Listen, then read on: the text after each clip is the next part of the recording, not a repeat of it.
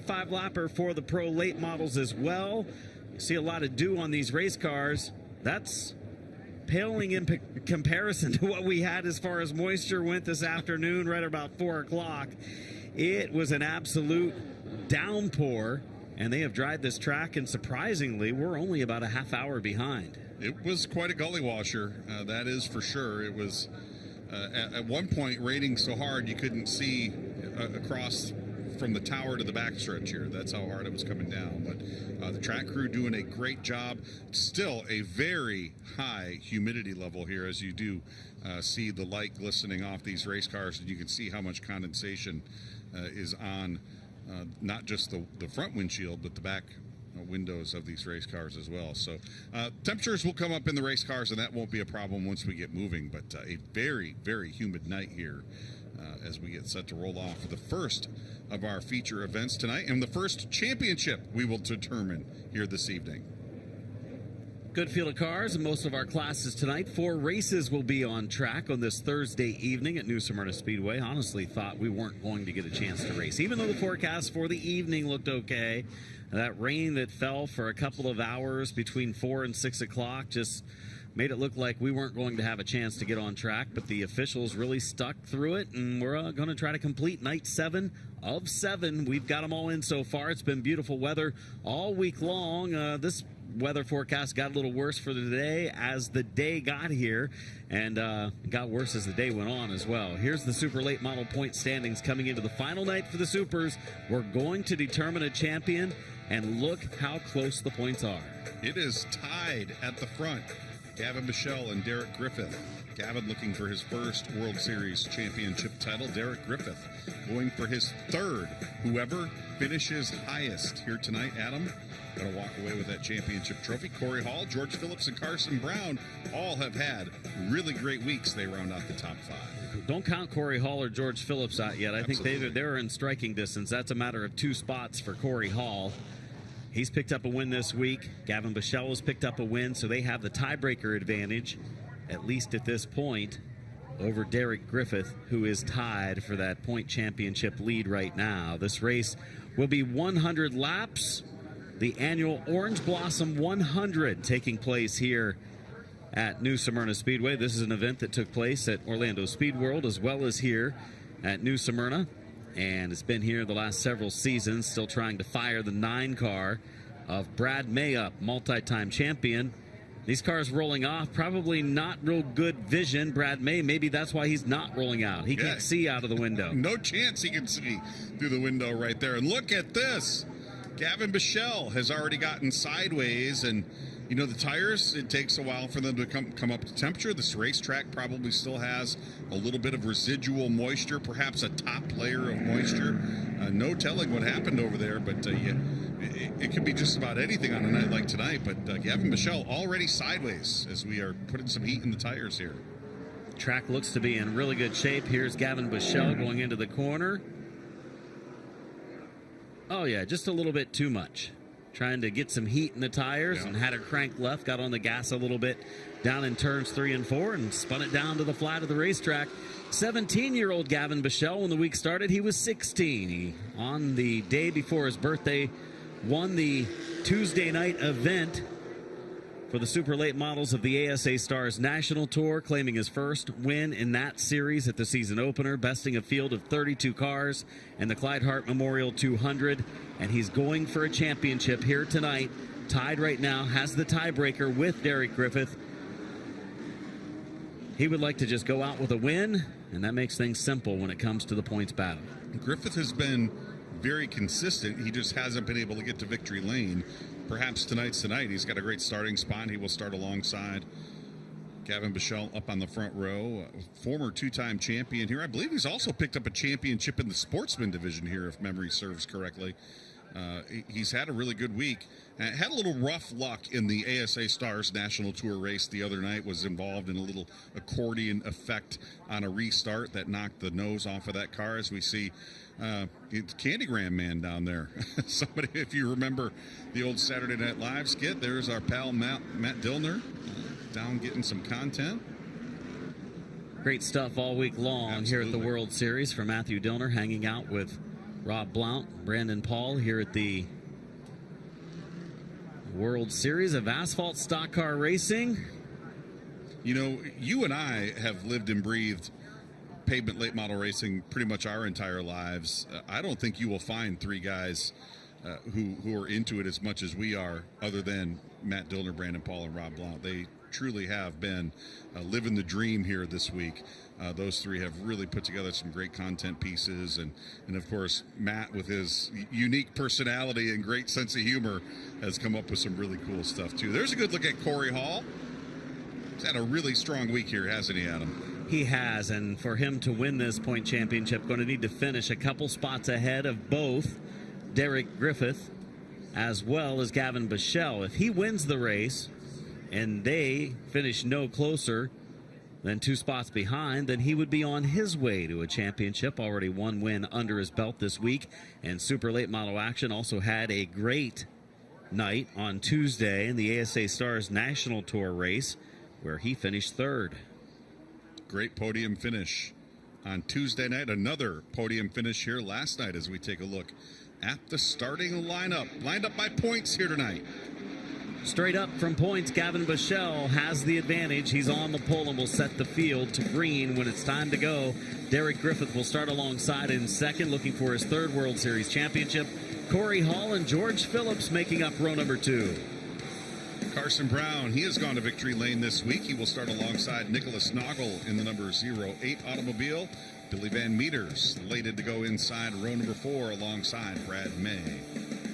2017 and 2018 red, white, and blue champion at Wisconsin International Raceway, Bobby Kendall out of Wisconsin in car 11, starting on the inside lane, and Derek Kraus, longtime competitor with the ASA Midwest Tour, starting alongside Jeremy Davis and Austin Terrace making up row number 6.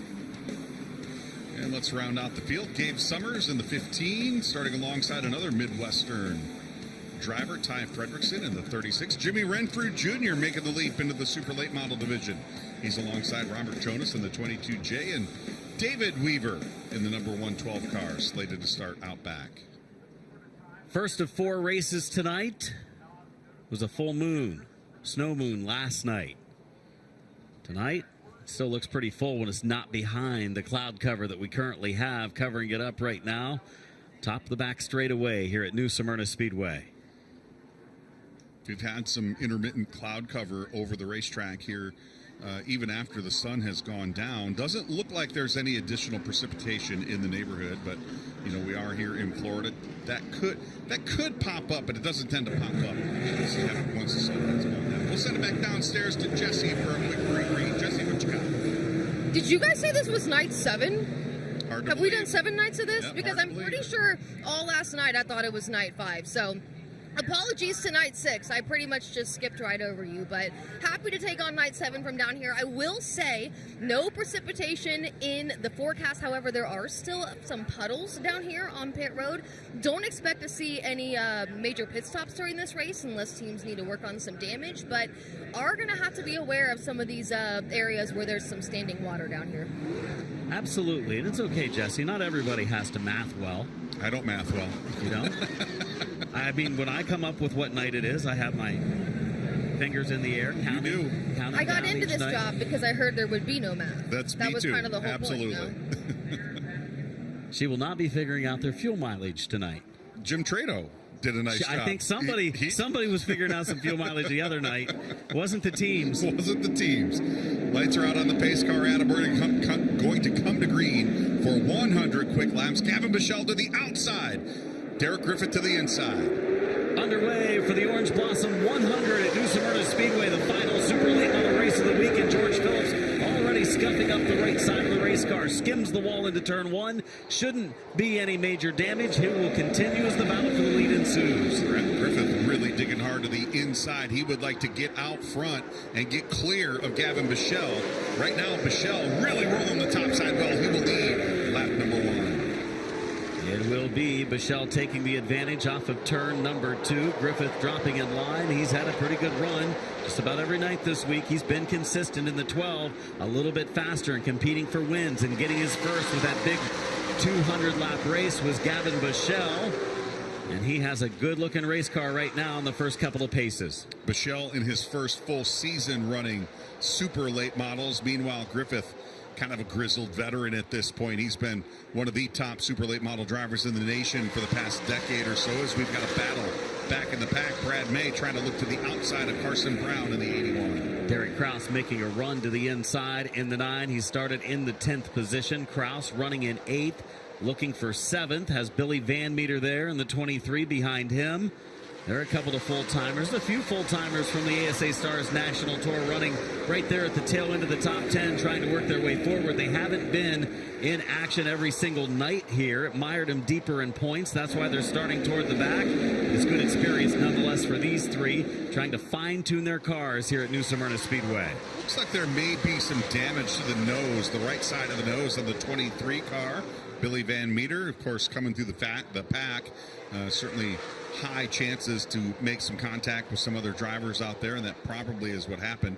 There's Derek Griffith feeling some heat now from Ty Fredrickson in the 36. Ty had a real tough night on Tuesday night, and that ASA Stars National Tour opener. Couple of incidents on the racetrack left him with a lot of body damage, and they just discretion, the better part of valor, parked that car before risking any more damage to it. But these three drivers, all Midwestern drivers, racing for position at the back of the top 10. Fredrickson gets the run to the inside lane. A tough night in that 200, but moving forward here, Gabe Summers racing as well in the 15. ASA Midwest Tour champion Gabe Summers to the inside of Derek Kraus down in 4, able to clear him. First 8 laps going by without any major issues. Gavin Bichelle leading the way by 0.4 of a second over Derek Griffith, George Phillips, and Corey Hall. Here's the battle for position. 5th up for grabs. Nick Noggle in the 08. He has Carson Brown all over the back deck of that automobile. Look at this. Brown now diving to the inside, hard on the brakes. You saw the brakes glowing as Brown dove it in deep into turn 1. Got up maybe into the side of the 08 of Noggle just a little bit, turned back off of him. Side-by-side battle continues for 5th. Brown, 16-year-old, makes the pass into the top 5 for the Anthony Campy Racing number 81 of Carson Brown. One of the better runs of the week, at least here early on, for many-time champion, the World Series and New Smyrna Speedway, Brad May. Yeah, Brad May, I believe the reigning super late model track champion here at New Smyrna Speedway, and he is right on the back deck of Nick Noggle. The battle now on for 6th and 7th. Continues, nose to tail. May drops it back in line. 602 Modifieds coming up next for their 66-lap championship feature this week. They will determine a champion in a tight point battle as well. May, another good run. Turn number 2, peek to the inside. Noggle holds him off, using that momentum in the second groove off the second turn. Gabe Summers trying to get by the 36 of Fredrickson, and does. Got to give a big shout out to the entire FloRacing camera crew here this week. They have been on it each and every night, have captured all of the action, some great camera angles all around the racetrack as well, as we take a look at that turn 3 camera right there. This battle going on between Billy Van Meter. There's Gabe Summers looking to the inside. Ty Fredrickson going to roll the top side there. Great racing. And this right at the back of the top 10, 8th, 9th, 10th, and 11th. Fredrickson trying to make the second lane work now. Running decent up in the outer groove. Derek Kraus watching from behind as these two drivers go at it, and Brad May's off the pace in the 9 car. Brad May was running 7th, has now dropped off the pace. Lead lap cars going around. Don't see any obvious signs of distress, no smoke coming out of the car. All the tires appear to be up, so could be a mechanical problem on the number 9 as he brings that car down to pit road. As we check in with the leader, and Brad May takes that car directly back to the garage area, by the way. We do check in with the leader, Gavin Bichelle, stretching out that advantage, about a half a straightaway now over Derek Griffith, and George Phillips now the battle on for 2nd. Yeah, Phillips having a good run here early, has had a pretty solid week. George Phillips in the 22, 16-year-old driver from Georgia. All finishes inside of the top 10. 3 of the 4 finishes inside the top 5. Good consistency shown for Phillips this week. In the 22 and ready to make a move. He's 4th in the World Series standings, 3rd in the race. Would like to take 2nd away from Derek Griffin. George had a great World Series last year in the Pro Late Model Division, picked up a couple of victories. One of those young drivers that everybody has kind of been honed in on as he has risen through the ranks. And right now, he's going to try to look to the inside of Derek Griffith for 2nd. Good run to the bottom of the racetrack. Long race tonight, 100 laps the distance. We've completed the first 20 laps. Phillips has the rotors glowing on the front of the car. He's been driving it hard here so far, and that opens up the inside lane for the 83 of Corey Hall. 3rd place up for grabs. Hall said he learned some things in that early week victory in that number 83 car that has helped him in some of these longer distance races. Tire conservation, how to keep the tires cool, how to get the tires cool once you overheat them a little bit. He put that to good use on Tuesday night, picked up a podium finish in that 200-lap Clyde Hart Memorial event. And right now, Corey Hall just kind of stalking George Phillips. Phillips sitting in 3rd, Corey Hall running in 4th. Good action early on in our super late model final event of the week for this division. Their 5th of the week. Pro late models will also wrap up tonight. 602 modifieds will also wrap up tonight. Tour type modifieds, they have a 50-lap event as the 3rd race of the evening. This will be their next to last event. It'll get them tuned up for tomorrow night's Richie Evans Memorial 100, a big one here at the track. One of the most traditional races in the tour type modified calendar throughout the entirety of the year. Of course, honoring the late modified champion Richie Evans, who passed away in a racing incident up at Martinsville Speedway back in 1985. They've run this race in his honor every year since. Expect a pretty star-studded field for that one, and always a big crowd here for the Richie Evans Memorial Race. Crowd was outstanding last night here at the track for the John Blewett III Memorial. 3rd biggest crowd of the week. The NASCAR Whelen Modified Tour and ASA Stars National Tour events having huge crowds, nearly capacity crowds for those Saturday and Tuesday races, but last night was bigger than expected. Really good crowd last night. Down tonight, obviously, with the weather issues that we had. We're under yellow as the field will slow down. There you see the reason why, as the 22, Robert Jonas, has spun coming off of turn number 4, slowing the pace with 26 laps in. See the driver a little frustrated inside the cockpit as he took the steering wheel off. And, you know, there's some damage to the right rear quarter panel of the 22 car. There's corresponding damage to the left front fender of the 09 car, and I think that's why you were seeing the frustration from Robert Jonas as he climbs out. And they were running 13th and 14th at the time as Jonas, in disgust, tosses his gloves. He goes 1 for 2 on the window toss. Leaves his car there. Officials may as well, who knows? But it's our first caution. We've completed 26 of the 100 in the Orange Blossom 100 lap event. Get the car taken off of the racetrack. Obviously, the 29 of Terrace right in front of Jonas. Jeremy Davis was there in the 09. That was the car surrounding him. As we take a look at the replay from the speed shot camera, which should give us a good look at the front straightaway facing turn 4. So watch them as they work through 4 here.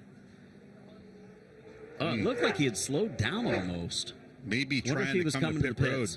Yeah. Pretty big hit there. So it didn't look like a racing type deal. It looked like a situation where maybe he had slowed, coming to the pits, perhaps took a pretty big hit on the right rear.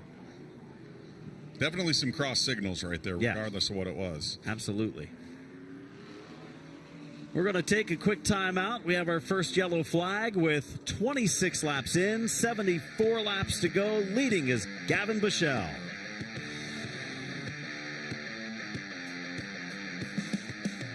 Race Car Engineering is your single source supplier for all your racing equipment. Dirt, asphalt, drag strip, street rod, or off-road. Their experts can keep you on the track and in the lead no matter what type of racing you do. Hundreds of brands, thousands of parts. Find them online at racecareng.com or call them toll-free at 800-882-7231 and make sure to ask for your free catalog. That's Racecar Engineering, 800-882-7231.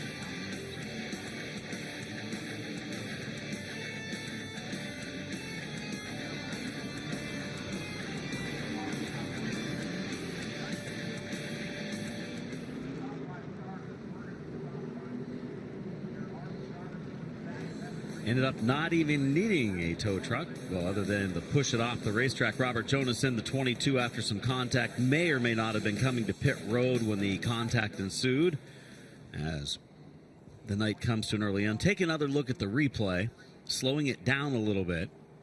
He was definitely, I think, trying to slow, maybe come to the pits, and just no time to react behind him there. It certainly looks to me like he was coming to pit road right there, and just some cross signals between he and Jimmy Davis in the 09. Unfortunate, both of those cars now having some damage and probably going to shorten their night. Probably didn't use his blinker. I would say so. Well, we are in Florida. True. True. One to go signal here as we line him back up on the front straightaway. Going to choose in one with the shorter field here, trying not to take the extra lap. You know, you want to see how much rain we have had here. Look at the infield grass right there. That is going to be a real problem for someone if they do get down into that infield grass here. Haven't seen too much of that this week. Let's keep it that way as we have 74 laps remaining. Pace truck, I should say, making its way back down to pit road. Gavin Michelle, Derek Griffith bringing us back to green. Good restart for the front row. A little bit of a spin of the tires coming off of the corner for Derek Griffith. Gavin Michelle will go into the lead. Griffith was being challenged a little bit by George Phillips before the yellow came out. Hall lays some rubber, trying to peek to the inside. Nearly 3 wide for second. Phillips up the banking. Here comes Carson Brown in the 81.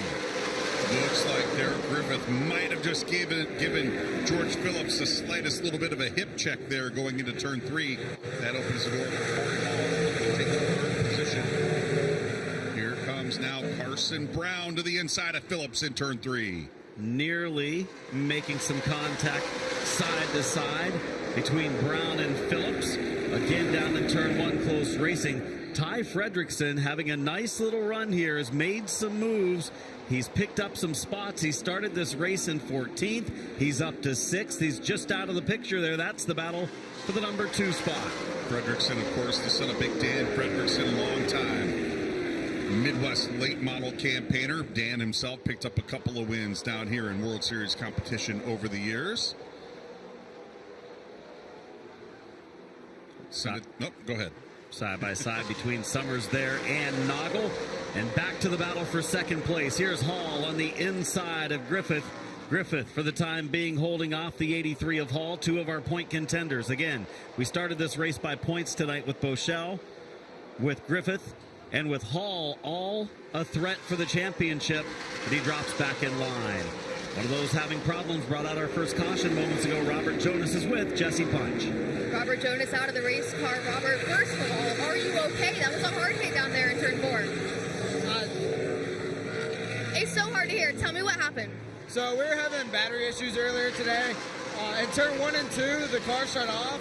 I got it restarted coming down the backstretch. And then as I was entering turn 3, the car just shut off. And I got hit in the back. So that's basically it. Just battery issues. Was your frustration toward anybody? What's that? Was your frustration toward anybody? No, I mean, it's nobody's fault. I mean, the car, really. I mean, we just need to work on whatever the problem is. That's about it. Thanks, Robert. Thank you. Robert more out of frustration of the car shutting off on him and nowhere to go. Wasn't really upset at the 09 of Jeremy Davis, who had nowhere to go. Hall still following the 12 car of Griffith.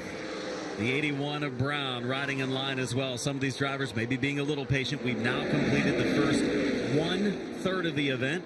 66 laps to go in the Orange Blossom 100. Carson Brown picked up the win on opening night for the Super Late Model Division. Corey Hall picked up the win in the following Super Late Model feature event. Both of these two have had very impressive weeks. And right now, they're battling for the 3rd position. Corey Hall's already been up on the podium a handful of times, 3 times already this week and counting. A big win in that Super Late Model feature on Saturday night. Is Carson Brown going to give him a shot to the bumper off at turn 2?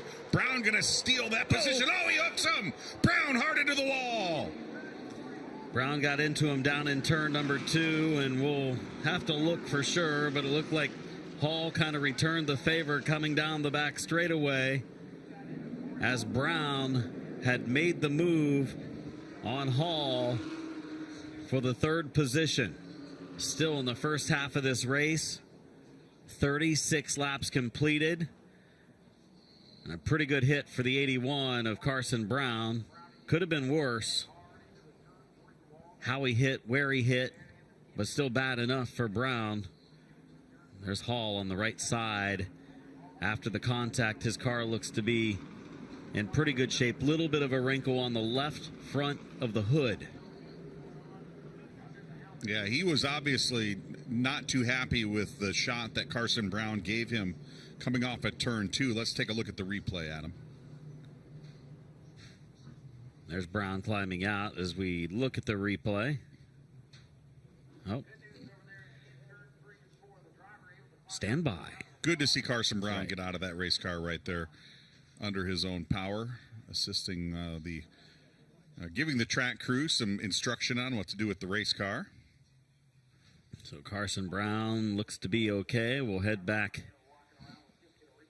as we look at the replay. Here's the 2 racing for the 3rd position. They go down to the 1 and 2, seem to be fine. Brown gets up to the rear bumper and gets him sideways. Good save by Hall. Brown goes past him.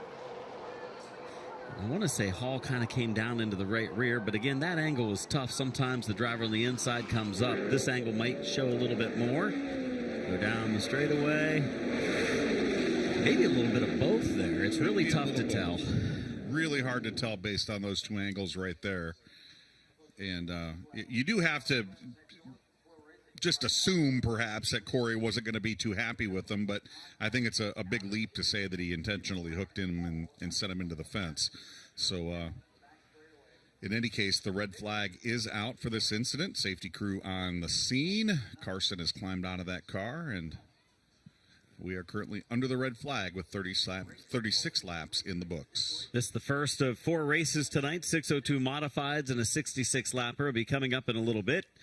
Then we have the Tour Type modifieds and a 50. We're going to take another look at it.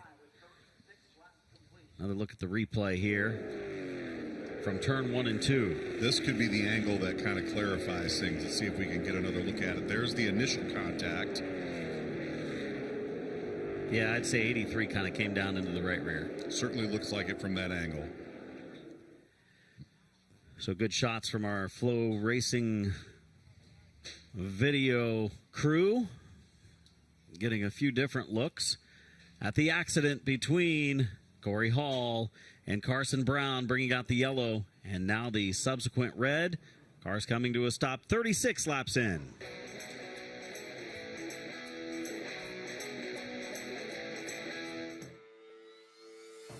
Every weekend, it seems like we're at a racetrack somewhere. So we're living it, we're doing it. And I think it helps us relate whenever they call. If they need more grip or they need more turn, we do it all the time. We can relate to what they're saying. We're not just there to sell them this or that. We're representing not just us, we're representing our vendors, our customers, our employees. So it's important to let them know that you care. We want to provide the best things so they can have the best experience at the racetrack. That's what we want with our race car too.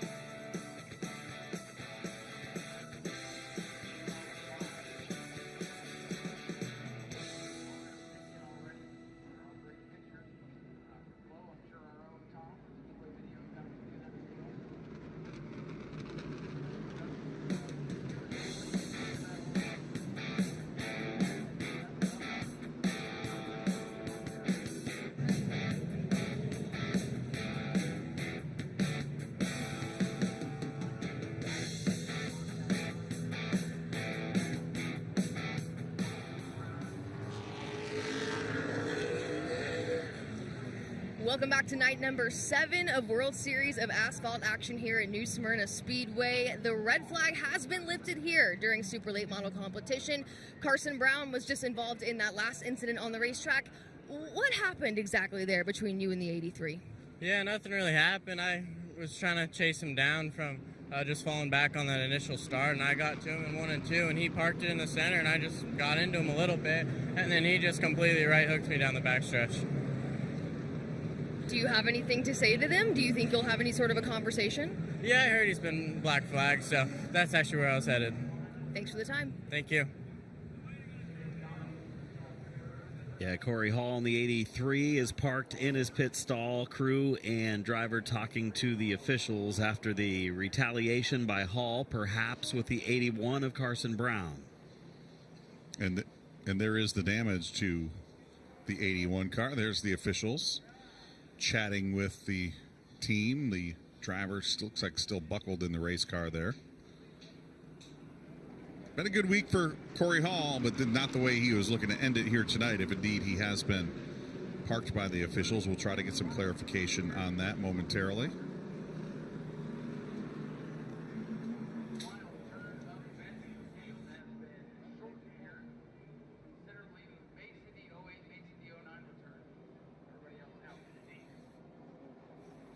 Parked for intentional retaliation in a dangerous manner, the word from the officials for the contact made. Both have had good weeks. Both have been in victory lane. Pretty heavy damage to the 81 of Carson Brown. It's never good when you see the back end of the car, front end of the car sliding against the outside retaining wall. 1 to go. Field doubling up in one more position, actually 2 more positions forward for Ty Fredrickson in the 36. The Kawicki driver